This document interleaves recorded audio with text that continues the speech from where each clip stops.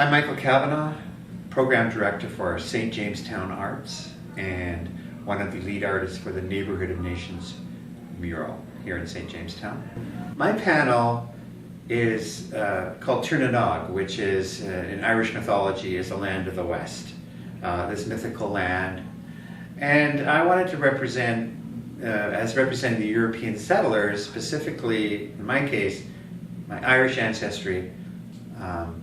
A lot of Irish settled in East Downtown Toronto, beginning in the early 19th century, but particularly picking up in mid-century after the famine, the Great Famine in Ireland.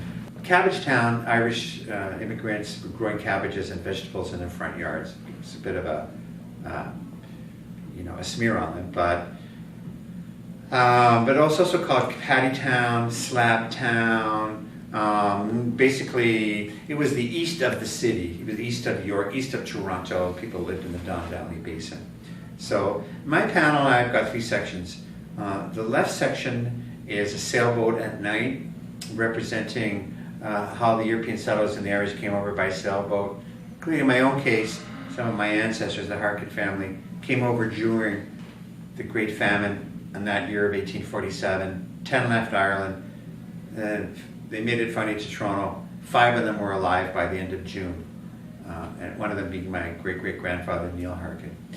In the middle panel, I have what's called the Green Man, which is a motif that occurs throughout European architecture and public spaces. It goes back into the medieval times. It represents, to me, man in harmony with nature. And it's surrounded by Celtic design motifs, the knots and the spirals.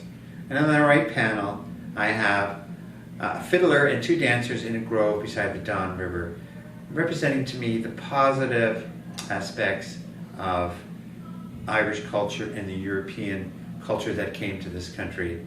In terms of the Irish, it's obviously music, poetry, songs, and the ability to have a good party no matter how bad things are. So my hope is that the Neighbourhood of Nations mural will cause people to reflect when they drive by, to think about all the people that have been here, think about, and for newcomers to realize that they're not by any means the first people to struggle in a new home here. In fact, for a couple of centuries, all as it's been has been people, since the First Nations and Indigenous people here, it's only been people that have been coming from other countries, oftentimes fleeing or leaving home against their will to try and find a better place here.